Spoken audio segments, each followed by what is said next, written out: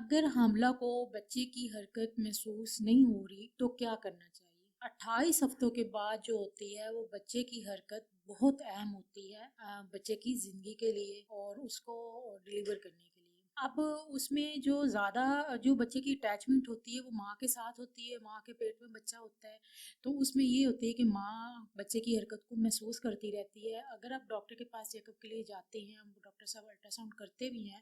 تو وہ بچے کی دل کی دھڑکن تو دیکھ سکتے ہیں، لیکن بچے بعض اوقات اس دوران جو ہے وہ موومنٹ نہیں کرتا، حرکت نہیں کرتا، تو اس لیے جو زیادہ حرکت کا پتہ ہوتا ہے وہ ماں کو ہوتا ہے، اور یہ حاملہ کو پتہ ہونا لازمی ہے۔ آپ کے اگر بچے کی حرکت کم آپ کو محسوس ہو رہی ہے تو پہلے تو آپ دیکھیں کہ آپ نے کھانا کب کھایا ہوا ہے، ہو سکتا ہے آپ نے کافی ٹائم سے کھانا نہ کھایا ہو،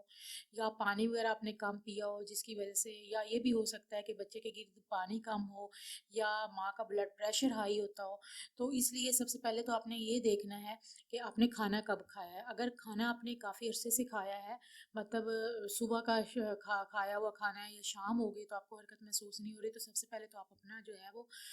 کھانا کھائیں، اور پانی کی جو ہے پینے والی چیزیں وہ زیادہ پئیں، جیسے پانی وغیرہ ہو گیا، جوسز وغیرہ ہو گیا۔ اگر آپ کو شوگر نہیں ہے تو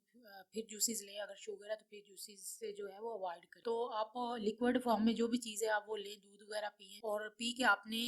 لیٹ جانا ہے کروٹ لے کے دائیں یا بائیں، اور کم سے کم 1 گھنٹہ لازمی لیٹنا ہے، اور 1 گھنٹے میں آپ نے باقاعدہ طور پر محسوس کرنا ہے، کیونکہ چلتے پھرتے اٹھتے بیٹھتے بعض اوقات جو ہے محسوس نہیں ہوتی بچے کی حرکت، بچہ حرکت کر ہوتا ہے لیکن ماں کو جو ہے اس کا جو دماغ ہے وہ دوسرے کاموں میں اٹکا ہوا ہوتا ہے تو وہ محسوس نہیں کر پاتی، تو جب اس کو یاد آتا ہے تو اسے لگتا ہے کہ شاید بچہ حرکت نہیں کر رہا،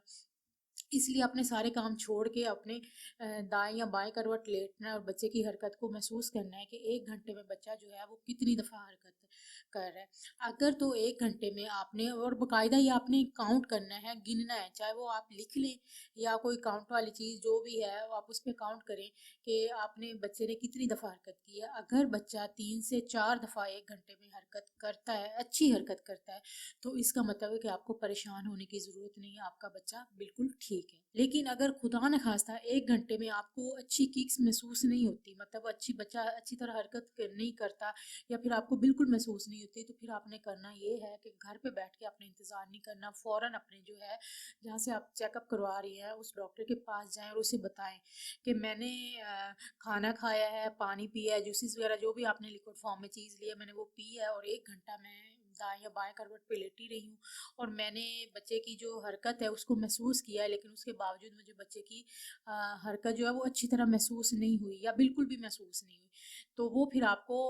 الٹرا ساؤنڈ کرے گا اور آپ کو دیکھے گا کہ خدا نخواستہ کوئی بچے کی ہارٹ بیٹ میں مسئلہ تو نہیں آ رہا۔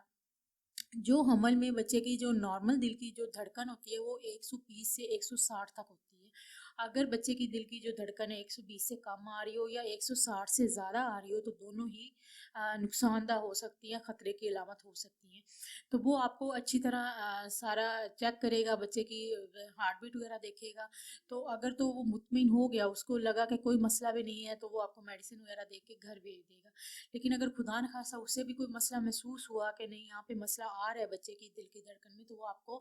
جو الٹرا ساؤنڈ کا اسپیشلسٹ ہوگا، سونالوجسٹ ہوگا، وہ آپ کو اس کے پاس بھیجے گا کہ آپ اس کے پاس جائیں، وہ مزید تسلی کرے،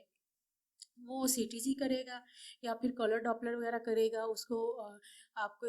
مکمل آپ کو جو 30 منٹ تک ہے وہ بچے کی حرکت وغیرہ دیکھے گا، اس کو آپ کو دائیں بائیں جو کروٹ ہے وہ لٹا کے دیکھے گا کہ بچہ کتنی دفعہ حرکت کر رہا ہے، اس کی جو ہارٹ بیٹ ہے اس میں کوئی مسئلہ وغیرہ تو نہیں آ رہا۔ تو بعض اوقات یہ ہوتا ہے کہ خاص طور پہ جو مائیں پہلی دفعہ حاملہ ہوتی ہیں ان کو بعض اوقات ان کو اتنا ایکسپیرینس نہیں ہوتا، تو اس لیے وہ محسوس نہیں بچے کی حرکت کر سکتی،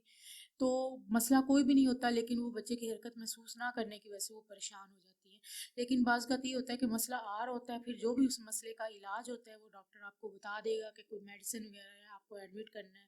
یا کیا کرنا ہے۔ تو اس لیے بچے کی جو حرکت ہے وہ خاص طور پہ دیکھو وہ رہتی تو پورے 9 مہینے بچے کی حرکت جو ہے وہ محسوس ہونا لازمی ہے، جیسے 21 ہفتوں کے بعد خاص طور پر